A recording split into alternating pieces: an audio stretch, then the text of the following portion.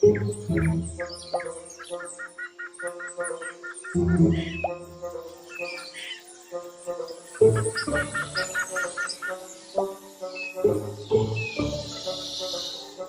Sobat X Science, jumpa lagi dalam program kesayangan kita semua, X Science, Eksplorasi Science. Nah, hari ini teman-teman kita mendapatkan tugas dari sekolah untuk membuat prakarya rantai makanan. Tugasnya adalah menempatkan pilihan hewan-hewan ke dalam kotak-kotak agar menjadi susunan rantai makanan yang tepat.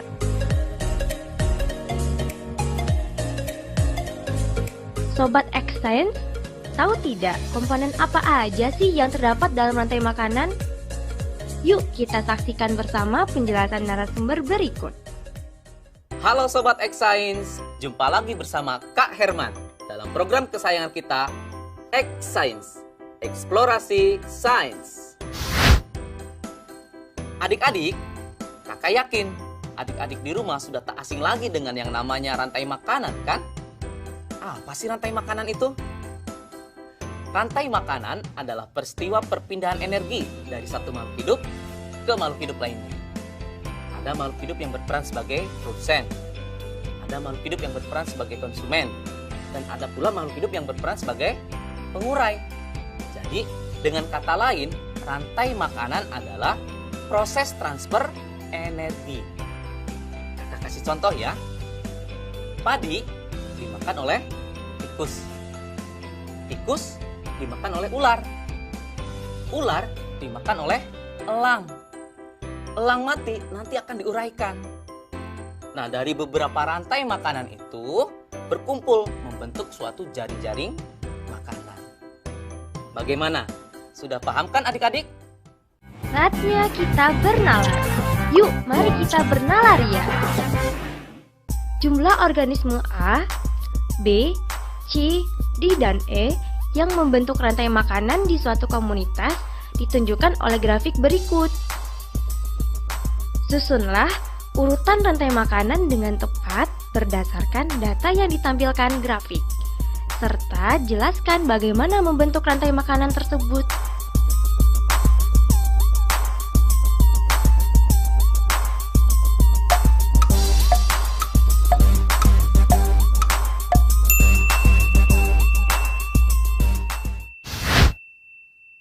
Sobat X Science, bagaimana? Bisakah kalian menjawabnya? Mari kita coba untuk menjawab pertanyaan tadi ya. Dalam keadaan seimbang, jumlah produsen tentunya harus paling banyak dibandingkan dengan yang lainnya. Kemudian diikuti oleh konsumen tingkat 1,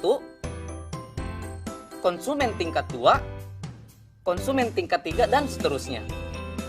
Sehingga untuk menjawab pertanyaan tadi, urutan yang tepat untuk membentuk suatu rantai makanan adalah B, A, D, E, kemudian C.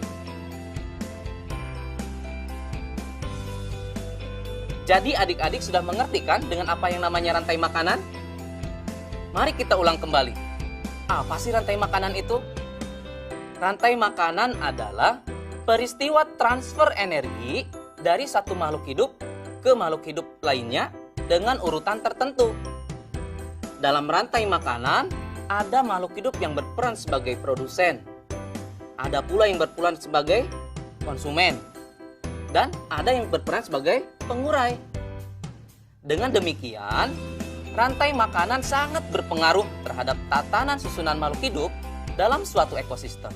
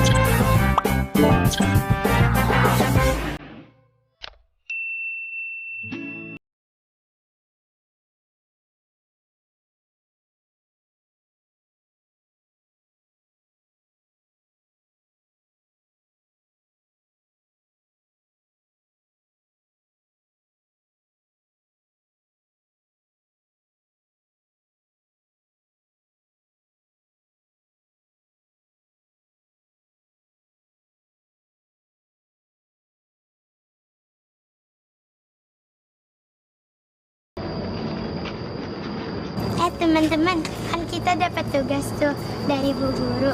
Kita suruh nentuin konsumen sama produsen, kira-kira yang mana ya? Kalau produsen itu makanan rusak, itu rumput. Kalau konsumen itu hewannya itu rusak. Kalau rusak itu makanannya berarti rumput. Nah, kalau rusak di hutan bisa dimakan harimau gak ya? Kayaknya bisa deh. Kayaknya bisa dah. Soalnya rusak itu kan harimau kan makannya daging.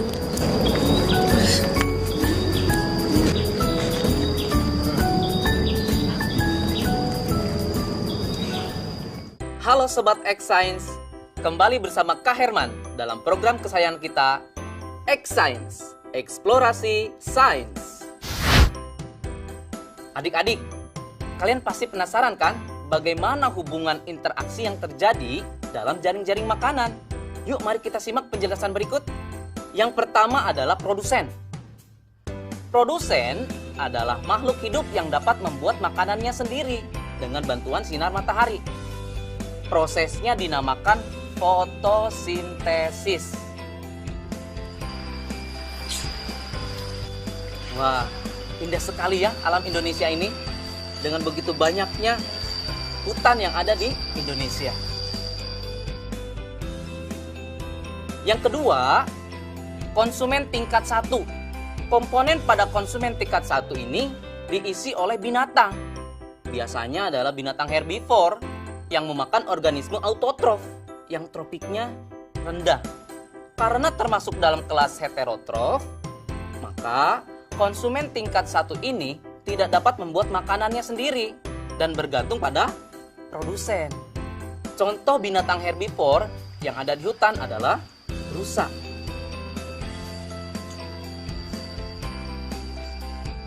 Yang ketiga, konsumen tingkat 2 atau tingkat berikutnya, yaitu adalah organisme yang menduduki tingkat tropik ketiga, disebut sebagai konsumen sekunder.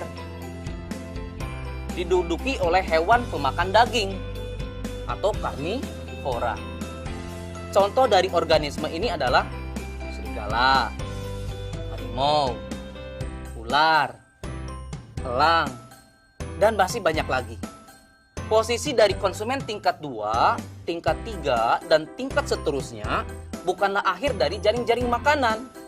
Sebab ketika nanti mati, tubuhnya akan diuraikan menjadi mikroorganisme yang akhirnya akan diserap oleh tanah. Yang terakhir, yaitu pengurai. Organisme ini bertugas menguraikan tubuh hewan yang sudah mati menjadi zat yang dibutuhkan oleh tanah. Fungsi dari komponen ini sangat berharga bagi kesuburan tanah. Proses rantai makanan akan berulang, di mana unsur yang telah diuraikan tersebut akan dimanfaatkan oleh tumbuhan untuk membuat makanan melalui proses fotosintesis. Contoh dari pengurai adalah jamur, bakteri, dan hewan kecil seperti cacing tanah atau belatung juga termasuk ke dalam pengurai. Saatnya kita bernalar. Yuk, mari kita bernalaria. Saatnya Sobat X-Science menjawab pertanyaan nalaria berikut. Fatir sedang mengerjakan soal pekerjaan rumah tentang rantai makanan dan jaring-jaring makanan. Berikut ini adalah bagan jaring-jaring makanan yang ditampilkan salah satu soalnya.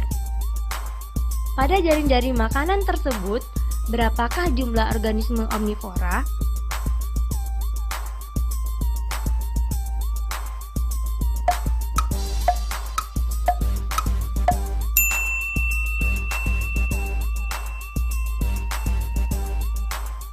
Mari kita simak penjelasannya. Jika dimulai dari produsen F, maka jumlah omnivora adalah 2, yaitu H dan L. Karena H memakan F dan G, L memakan F, H, dan M. Jadi, adik-adik sudah mengerti kan dengan jaring-jaring makanan? Sehingga, apa perbedaan antara rantai makanan dengan jaring-jaring makanan ya? Perbedaannya adalah rantai makanan merupakan bagian dari jaring-jaring makanan, Sehingga jaring-jaring makanan akan menimbulkan banyak sekali rantai makanan yang terhubung satu sama lain. Jika skemanya digambar, jaring-jaring makanan akan berbentuk seperti jaring laba-laba.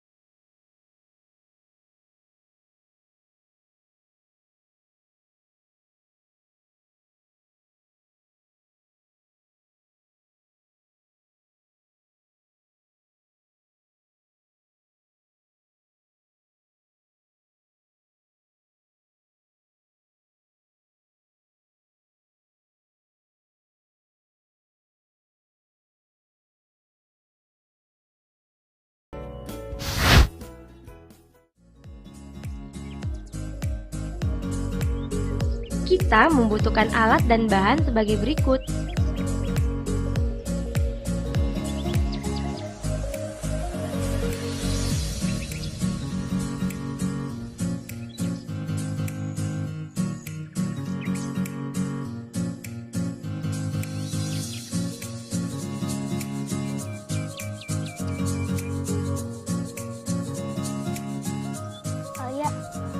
Ayo kita buat miniatur ekosistem hutan. Ayo.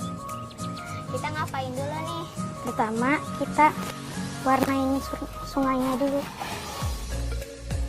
Pertama, tentukan ekosistem yang ingin kita buat.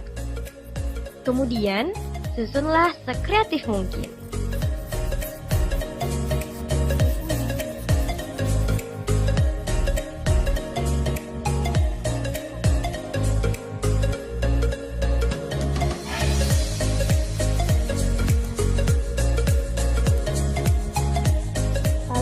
Taruh gambar kodok. Berikutnya, susunlah ornamen-ornamen miniatur hewan dan tumbuhan yang mendiami ekosistem tersebut.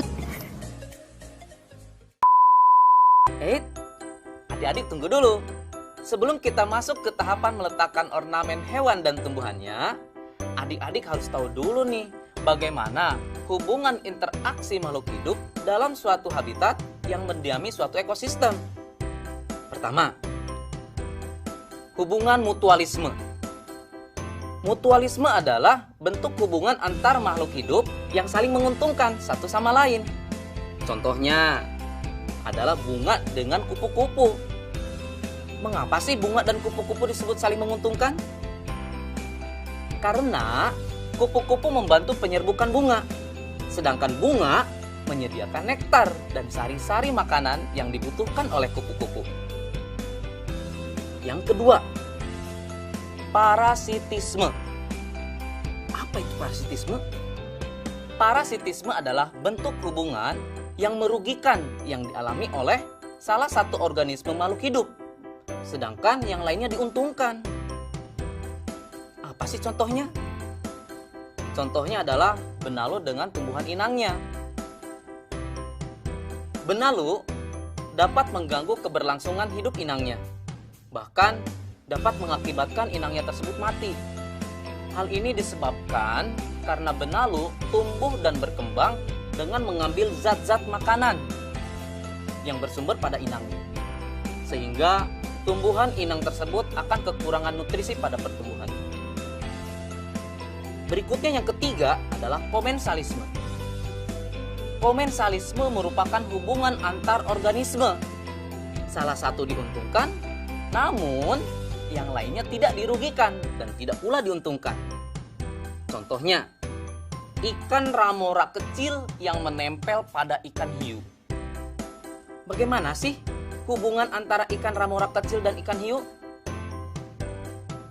Ikan ramora akan selalu mengikuti dan berlindung di bawah tubuh ikan hiu. Sehingga ia akan mendapatkan keuntungan berupa perlindungan dan makanan yang berasal dari sisa-sisa makanan dari ikan hiu. Sedangkan pada pihak ikan hiu tidak mendapatkan kerugian dan keuntungan apapun dari perilaku ikan ramora tersebut. Nah, bagaimana Sobat Xsense? Sudah siap untuk lanjut ke tahap berikutnya? Yuk, mari kita pasang ornamen tumbuhan dan hewannya dengan memperhatikan hubungan interaksi makhluk hidup di dalamnya. Setelah itu kita taruh tanaman seperti ini. Ini kan ada pohon. Hewan yang memakan pohon ini, rumput ini yaitu zebra, kerbau.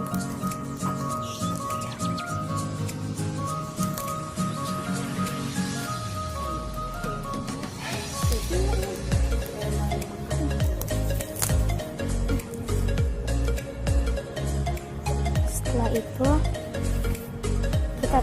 kita taruh background hutan.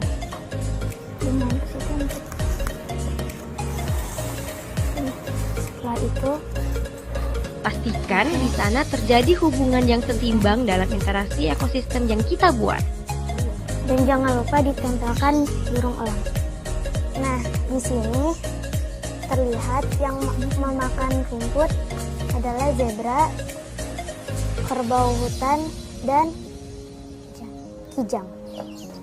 Nah, hewan yang memakan daging di sini ada serigala dan elang. Ada cacing di bawah pohon yang sudah busuk. Dan miniatur ekosistem telah selesai kita buat. Mudah kan membuatnya? Selain membuat belajar menjadi menyenangkan, dengan membuat miniatur ekologi ini dapat meningkatkan kreativitas dan daya imajinasi kita loh sobat. Saatnya kita bernalar. Yuk, mari kita bernalaria. Saatnya Sobat X Science menjawab pertanyaan nalaria berikut. Ilustrasi berikut menunjukkan hubungan antar makhluk hidup di suatu ekosistem. Bacalah dengan teliti ya. Di suatu ekosistem, ada beberapa ekor hewan A yang suka memangsa hewan B. Sementara, hewan D menjadi mangsa hewan C. Daun sawi berlubang-lubang karena dimakan hewan D. Pada saat tertentu, seekor hewan E mengitari tempat tersebut untuk memangsa hewan A. Hewan C juga adalah makanan favorit hewan A. Hewan B menjadi pemakan produsen. Berikut ini yang merupakan bagan jaring-jaring makanan berdasarkan ilustrasi di atas adalah